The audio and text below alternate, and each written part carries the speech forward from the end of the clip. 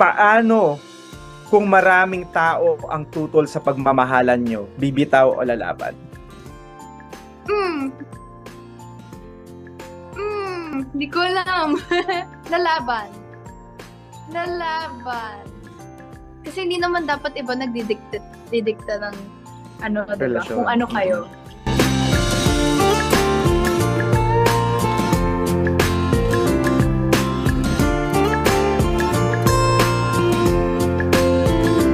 Well, paano kung wala na siyang oras para sa'yo? Bibitaw o lalaban?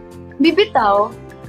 I think quality time is very important in order for the relationship to flourish. That's the bare minimum.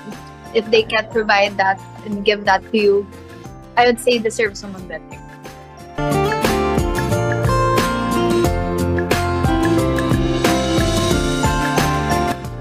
Grabe, napakalalim po ng Bel Mariano, mga kapamilya. Grabe, Ginagalingan ng pagsagot talaga, di ba?